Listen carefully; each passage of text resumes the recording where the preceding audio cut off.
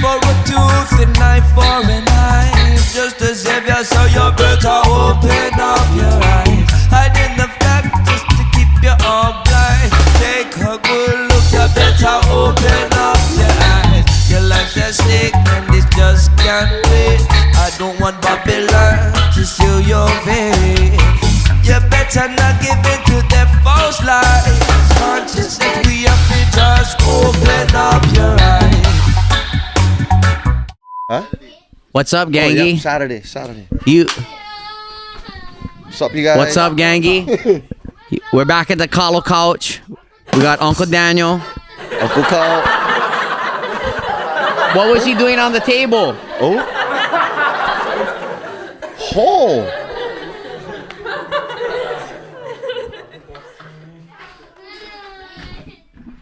Oh, the chair went fall down. Fall backwards.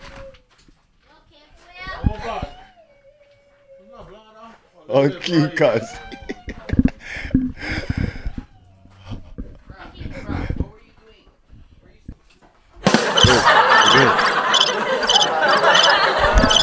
Well, guys, that's how you know the couch is real, okay? We're in the bush. We're not coming. This is not live and direct for some fancy studio. This is couple brothers on one couch, raising our kids, doing our best to be dads. Two dads farming. Yes, sir. We're trying to actually be responsible role models. Mostly, first and foremostly, to our children. Yeah, and then as better examples, role models to ourselves. I try to be a good role model to myself and then good for those around me. Yup. It's been a minute. Been a minute, my man. If you're watching this episode, I guarantee you're not watching them anytime near March 10th, of which today is, okay? So, today's March 10th. If you tell me in the comments what day it is that you're watching it, and then I'll get to laugh when I see this on YouTube, yeah? Yes, sir. Because Kalo Couch, let me tell you guys, is beyond the regular, this is not one blog that we do in Uncle. What is this called again? Doing a blog, one Kanaka blog. Podcast. This is not a regular podcast because the truth about the couch is that everybody everywhere has a place to sit down, and the couch is wherever you find a comfortable space to clear your thoughts and mind and plan and think about what the future is going to hold for you. Yeah, the couch is just a metaphor where we can have a discussion, and that's possible everywhere. The other part of this couch and why it's related to Kalo is because we want to be 100% interactive. Yeah, we want our listeners out there to participate in growing Kalo and participate in knowing what moon it is, participate in making their own fertilizers, actually, and even more so, participate in having the tough discussions that are the catalyst for change. Yeah, amen. Change is swirling now, Uncle Kyle? Creating a space, yeah.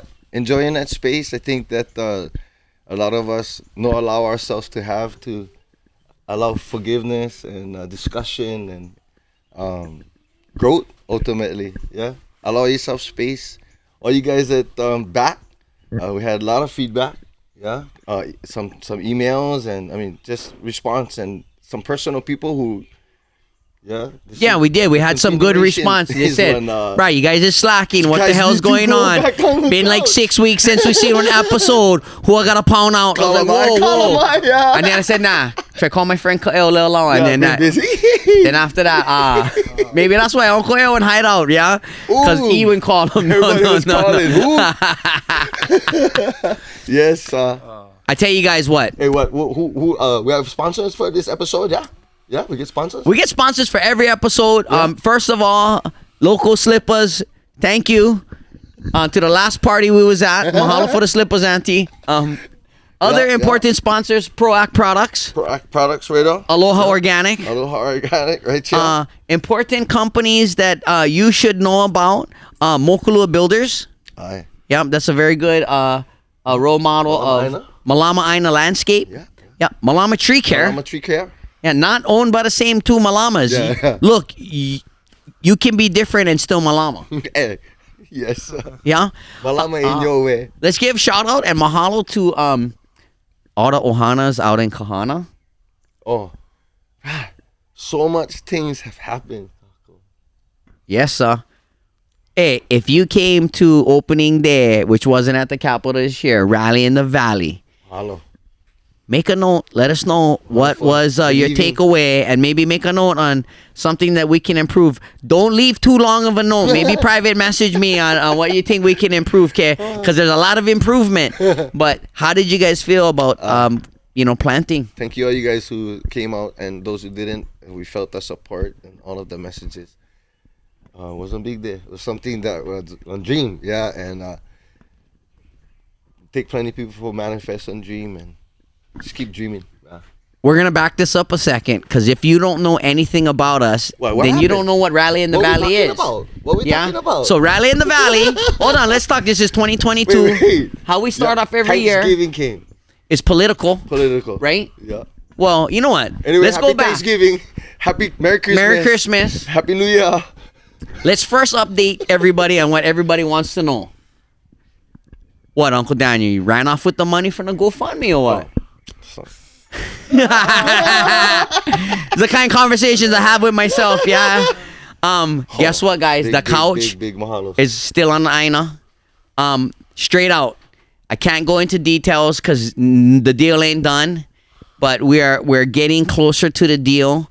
There was unfortunately more loss in the family, and we're just delayed on that matter.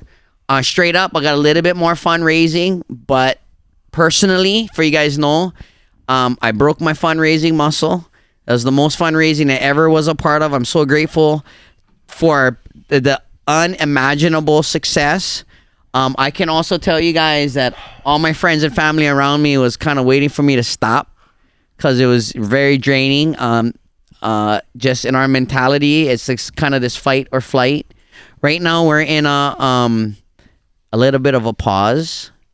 We fixed up the house. We're ready to have it, have the bank assess the value and get the loan and get a purchase agreement and do that last bit of fundraising, and then boom, open this farm school. Until then, if you wonder why we haven't done any events, we haven't done any events because the sons and daughters of the owners that are now the owners of this place are worried about liability, and out of respect for them, to put the honest, it was like, look, we're going to pause on events for a moment till we secure this. And then guess what, guys? We're the responsible party. We're going to shake it up. We're back to monthly farmers markets and board and stone workshops here. Community Kui, full, like, pushing it out there for you guys to participate. So if you've just been wondering, that's where it's at. I'm sorry I haven't really shared it because it's not only personal, slightly traumatic. Yes, incredible, but it's not done. Yeah, blessings to the family and anybody else who from then to now lost any loved ones. Yeah,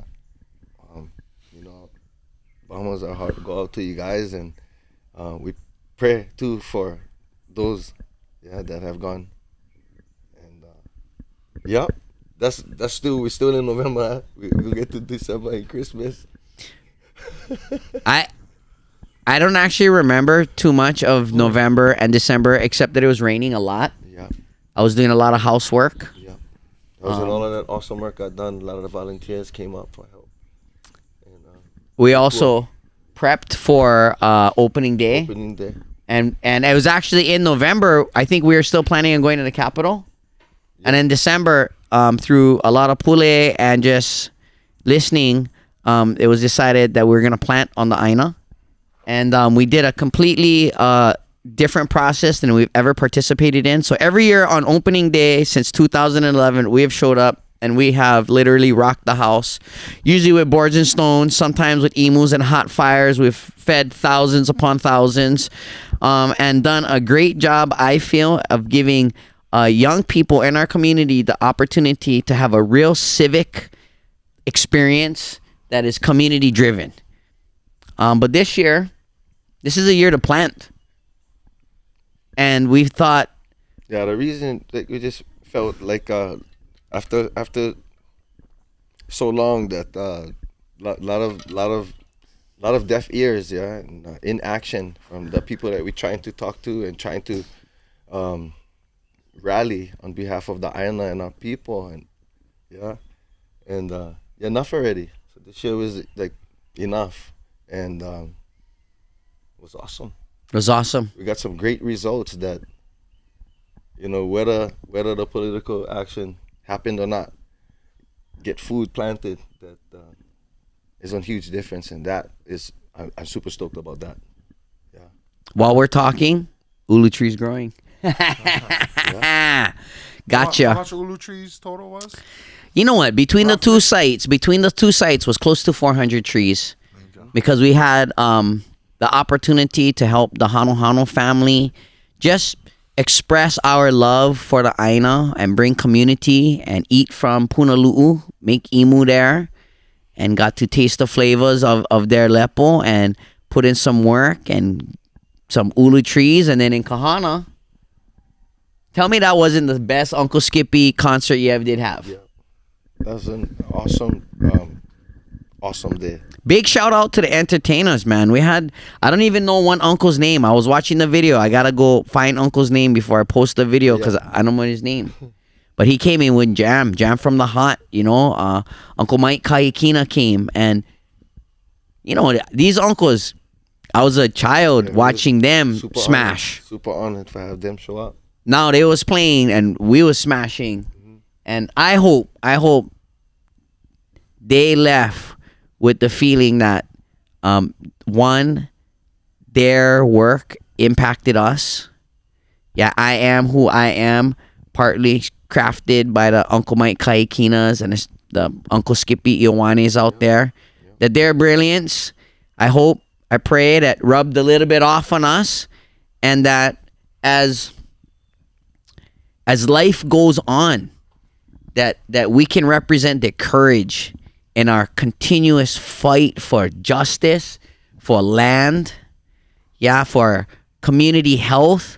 I mean, these are all the battles that these uncles have championed in their life, regardless of how far the whole community came. These guys have crafted a mindset of always negotiate harder, of this land, you got to just go take it. Yeah, Uncle Skippy, he sings songs. If you listen to the song and you went to Rally in the Valley, hey, we just literally did an Uncle Skippy music video, yeah? Yeah. Those are one of the heaviest things, is having the two uncles, because they totally inspire us. I mean, you know, hands down, some of the meanest inspirations, and for have them come sing live and play with, specifically ask for the songs, yeah. They get a whole repertoire of music. Was like, nah, when you can listen to the song, just repeat them and repeat them and repeat them. The message is the vibe, and in the presence of the ancestors and the kupuna, actually, it was heavy. Seeing Uncle, that was heavy. So we're gonna tell you a quick story about Rally in the Valley, and this, you can't make this shit up. Okay, I straight up. Sometimes it's confusing doing this work, and we see a lot of patterns. So we actually were able. I don't even know why my grandpa is mad at me. I just want to say this. But somehow in this whole thing with Rally in the Valley, I made my grandpa mad. And I don't even exactly know. He said it's because I've never apologized. So I want to publicly apologize. If you guys ever watched my TED Talk in 2014, I said that I swear to God, my mom told me that we were slaves.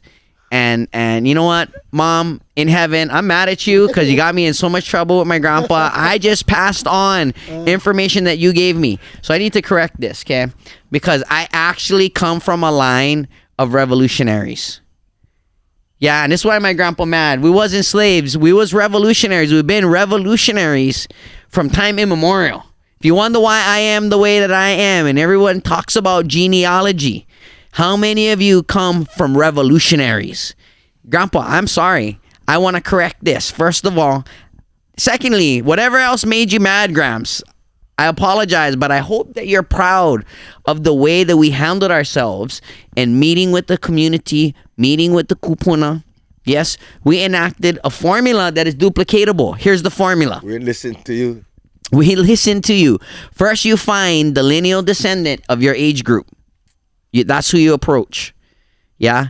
It's like an onion. Every generation is a different layer. You find your layer. Mahiki.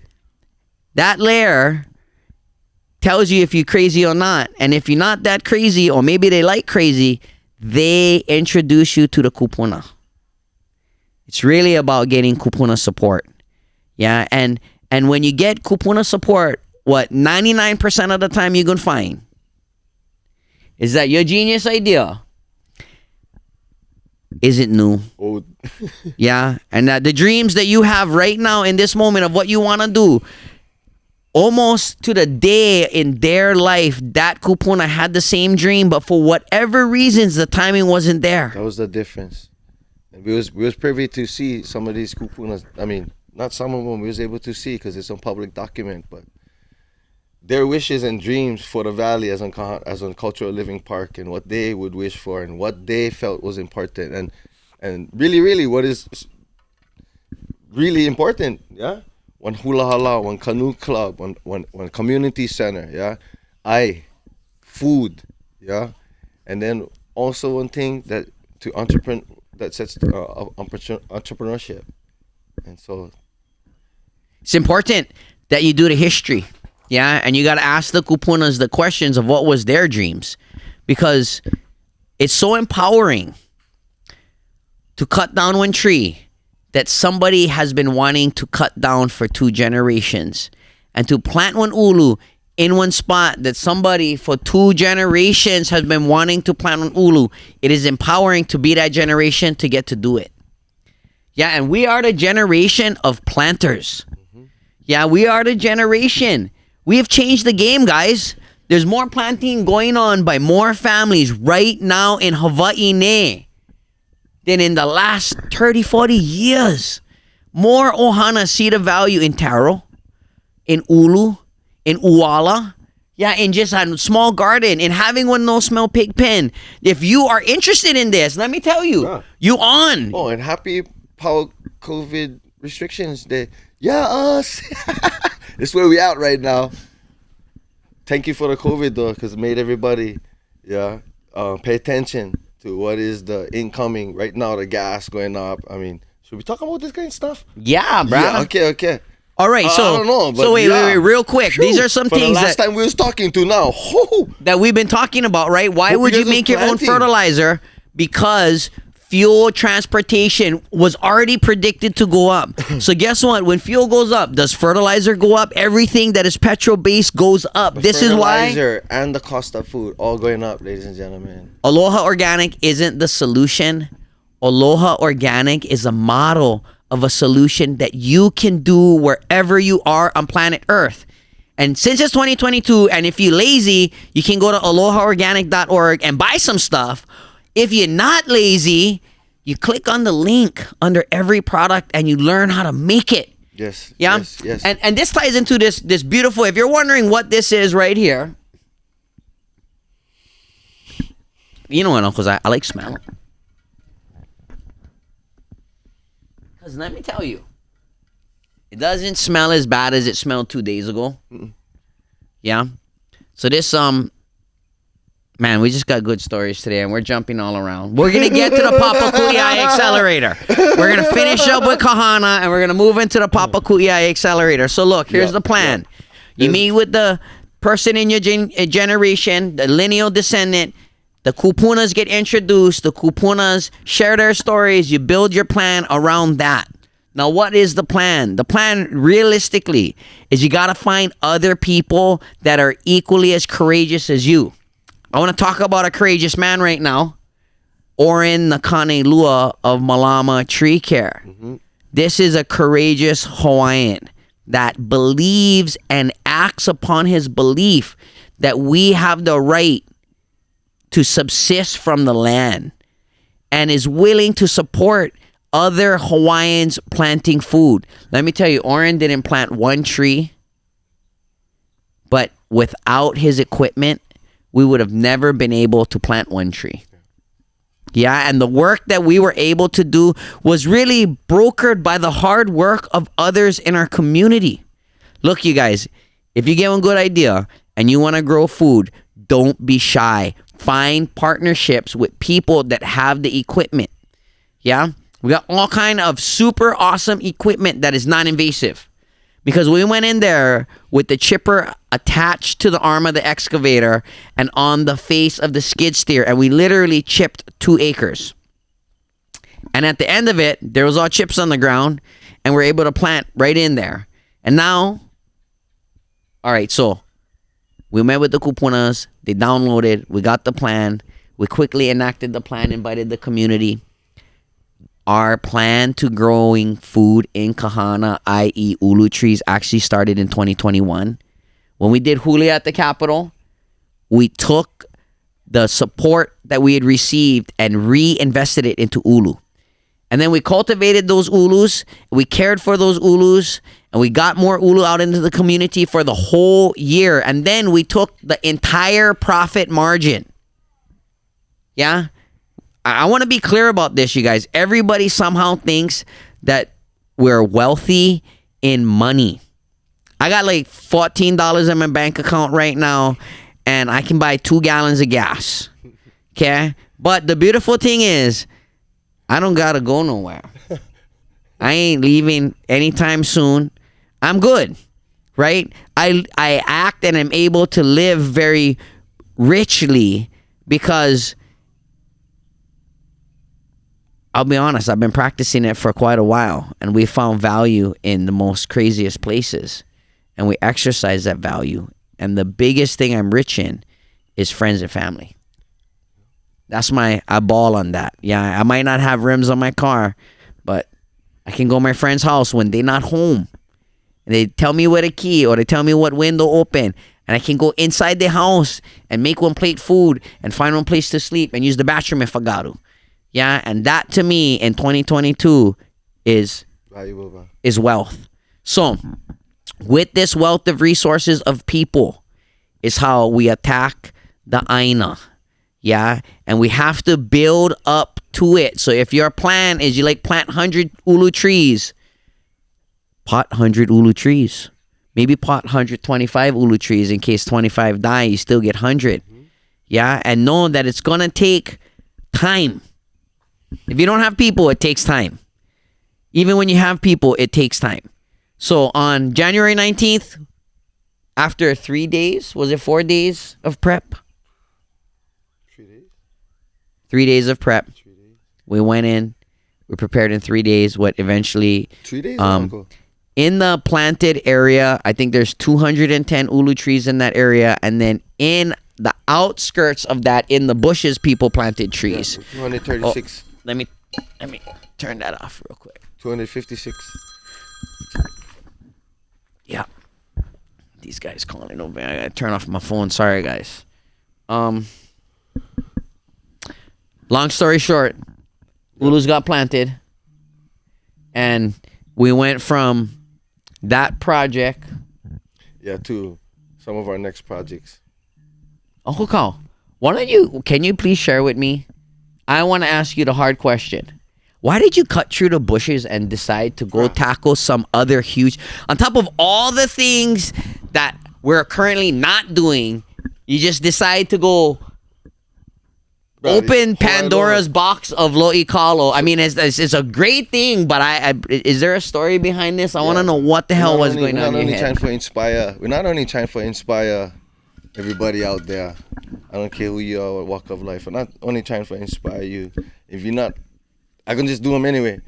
And like Puna Hele when I asked, "Oh, you can cut down the whole forest, yeah?" Like, yes. Yeah, till my last breath. Something that's going to happen. And so last year, one of the things that went to happen is, I know that I guarantee you about 50,000 huli went out. Yeah. It's been a year. We had opening again. I know that even if your taro is 12-month taro, you get huli now. And the exponential growth in huli farmers and get one need now for taro. Yeah. in addition to the need for taro and more taro lands and taro farmers, everybody gonna need tools, yeah, because we're not trying to make trophies.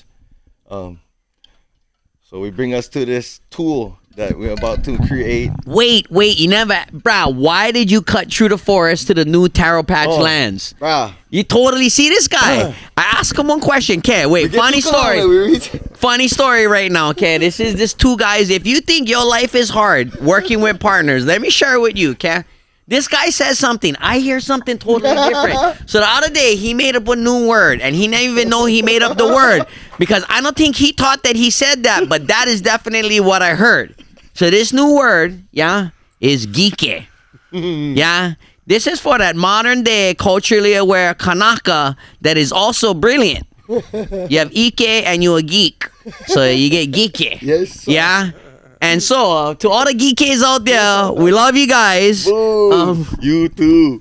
Okay, Uncle, back to the question. Tell me about these new lands. What the hell are we doing? The Aina. So we reached we was at the end. Yeah, we was at the end of the kuauna and the end of the potential area that we're going to plant. Yeah, because we're cutting down this forest and get steps to this. So basically what you said is we cut down all the forest that we could cut down and we were out of forest. I ran out of forest. Okay.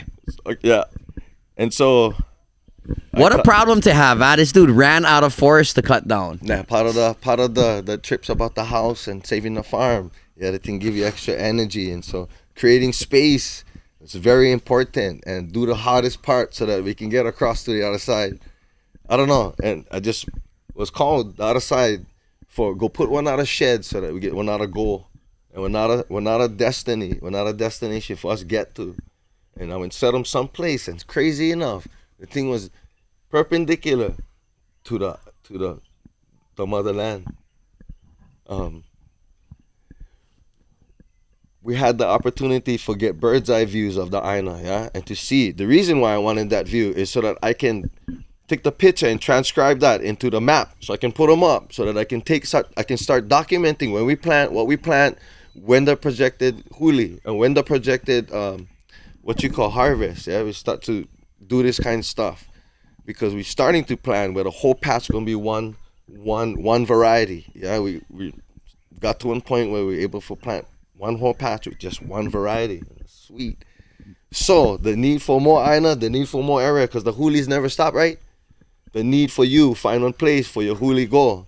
Bring them back if you know more space. That's the point. Okay, wait, Uncle. I'm going to translate this for all you guys out there. Use proper terminology in English. Mm-hmm. So two fathers farming ran out of room to plant, simultaneously recognizing that the rest of the community is running out of room to plant because we put out so many huli. Mm-hmm. Knowing all of this, instinctually, Kaue here decides to cut to the ancient taro lands of Ohana, which these are massive 1 acre ancient rice paddies that, now I gotta tell you guys something. I don't know why Uncle Kaue did that, because he felt that call. He just said he felt that calling and he did it. But let me tell you, the reason I wouldn't go with the weed eater before him was for make him mad. I was like, ooh, this guy, you gonna come and do this without me, bro? I'm gonna go with the weed eater before him. Let it be known. That's why I stopped. Because I was gonna wait for this one. Like, bro, I'll show you something. Okay, so we went in with the chainsaws. So he cut through the bushes and he hit this grassland. Yeah, and then we went in the chainsaw. You can see the sun. You can see the sun. And from the bird's eye view, I saw that had the motherland. We right there from it. I was over it after we plant the ulu trees, and then the relationship, yeah, and the smiles from the aunties in the community that they see me every day and they see us, our children all the time, they see us in their community, was the smiles from the aunties that would say, going cuz, yeah, and we never get repercussions from planting 200 ulu trees, and yeah, you guys, don't be scared for go get them. Wherever you stay, go get them, cut them down, and what they're gonna do? Yeah, watch the video of them, the city and county with the city and county and the police and the digging out ulu trees. That would really look kind of bad for. I don't care who the governor. But that, and from the bird's eye view, you able to see the stuff. That's why I went there. Yeah. So look, you guys, there's a whole new. Big for us. There's a whole new taro complex out there that is ono and waiting for the people of Oahu to rise up, to Bro, participate here's one. and learn how. I gotta say this, bro. All you guys that ever came out, yeah, and I know it kick your ass. I apologize. Now you come back, please come back, cause get one nicer place. It's not as. I thought he bad. was gonna say there's a nicer uncle. There's a nicer place. No, because I understood. If you can imagine, like, if you can imagine that where you stand underneath the hale and where you stand on top of the beautiful, beautiful taro pass, that was unstandable before. You cannot even walk. Couldn't even walk. You guys, the place that we are now in is a place that I have only been to in my dreams. That I always believed that a place like this existed on Oahu, but I never thought I would be blessed enough to find it, much less, to be a part of it, much less find it. Yeah, like, And the island always been underneath our ass. It was right there. You guys, this is the year to plant. Do not kid yourself. We do not have land. We still planting. Yeah, and we planting in the most obvious spots, and they all around. Use your eyeball. Reach out to your kupunas. It's okay, man. It's okay. And if they take, like, one of the places that is not recommended is like at the beach park, city and county kind of places. They say that because it's edible, they gotta come and put a thing out. There's actually a law. If you're mad about this law, you should change the law. Let's change this law. They cannot grow fruit or flower-bearing plants in city or state parks because people fought too much for the food. People couldn't manage it. People got hurt. I mean, to me, that just sounds like we needed to plant a little bit more food at the same spot so people don't fight. Yeah. True story. Well, thanks, Call. Thanks for going in the bushes and feeling that and opening this whole area. I hang with this guy, and usually I'm kind of the one pushing us, but on this one, this guy really just went ancestral on his strive to Malama Haloa. And out of that, we're in a completely new space. That space included the opportunity for us to partner up and have access to Wood Miser LT50 28-inch bandsaw mill, fully operated. By the way, I got a video today that the up and down now reads on the thing down. It's perfect. Oh, nice. So the measure, we've been fixing up this mill. Now today it runs perfect. You guys, Yeah, we are on a you guys campaign. been manifesting like all kinds of stuff, and We're in a campaign to get out of the way yeah. of you making your board in stone. We are embarking on a campaign to supply cured papas ready to carve on every single island. We are embarking on a campaign to train people we love and people we haven't even met yet on how to run Papaku workshops so that this can happen simultaneously on multiple islands, even across the United States. I want to encourage those Hawaiian and Polynesian communities that want to gravitate back to consuming their ancestral starches to reach out. Here's the trip, you guys. You got 20 people in a group that want to make a poi board. We'll hold a workshop almost wherever you are. What you said, Uncle? In 2022, we are gonna put out 2,022 papas this year, and our goal is to try to double it next year. But in this year, we combined, we have like 40 years of woodworking experience, and I've been championing Papaku. I'm a second generational wood and stone carver, and really am fortunate to I did not invent this model, but I will tell you, as far as poi making, this right here is probably the sleekest model. It's the single one man with seat. Let me tell you why it's so important. First of all, back in the old days, people was real akamai.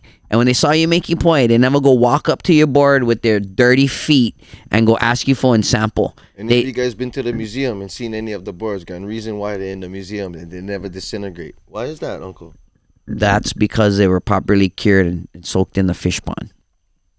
Or the taro patch. That's why this board ugly, by the way. The thing looked beautiful to me, but it might look dirty brown because it just spent 12 weeks in a fish pond.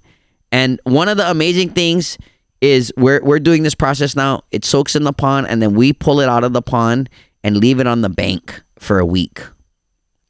And if this was green wood, 1 week in the sun, the thing would be cracked in half. Yeah, that is the testament to how effective the saltwater, brackish water curing is. The other part that's critical that everybody overlooks. Look, Right, Uncle, you mean to tell me that from the moment you cut the raw wood, the thing starts to crack?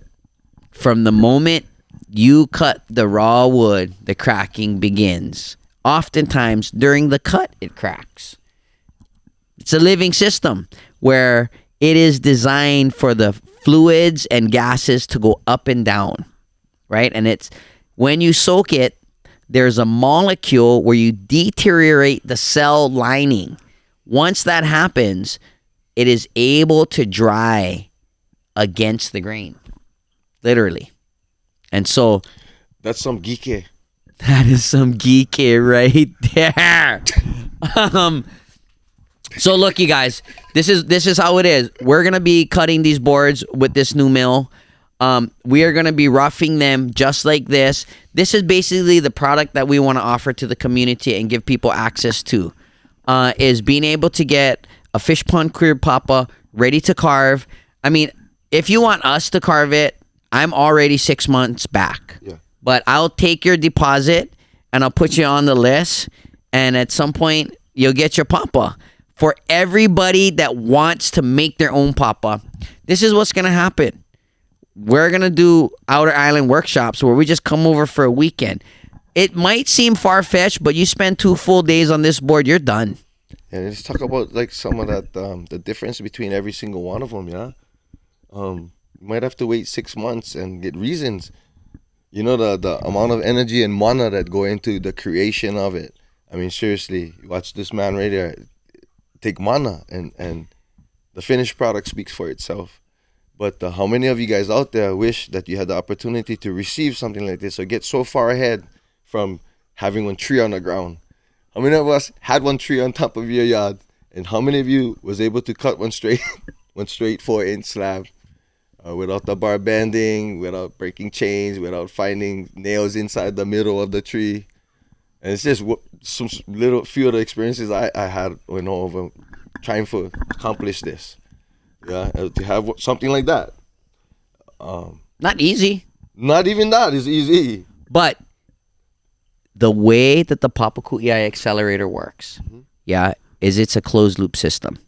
So basically, the nonprofit gets donations of logs from these different tree companies. We are actually using the logs that the woodworkers generally don't want, the branches.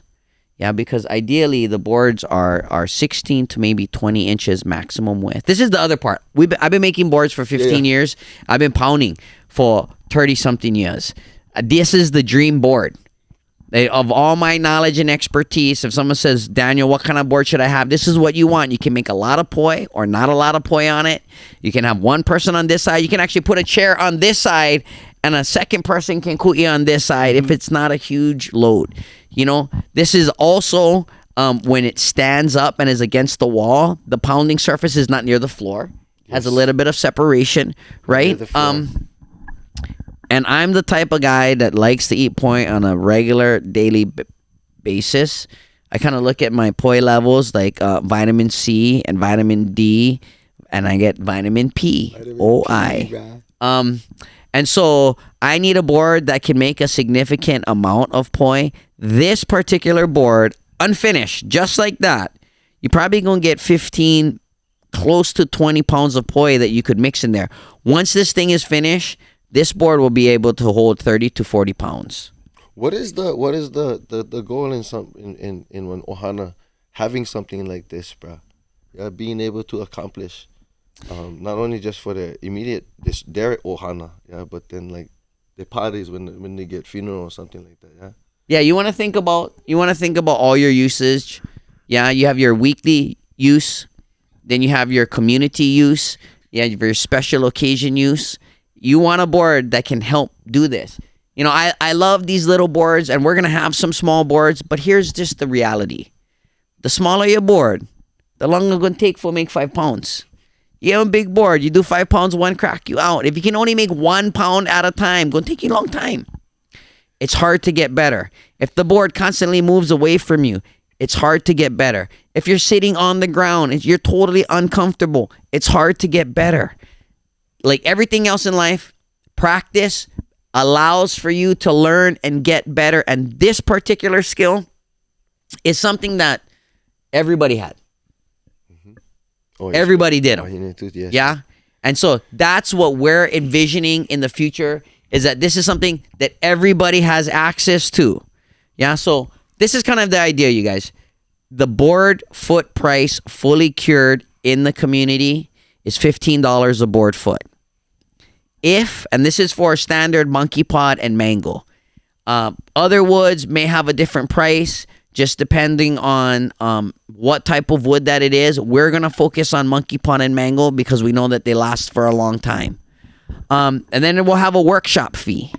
If you are an institution, an educational nonprofit, if you are a business that makes poi boards, we actually will be offering a wholesale price.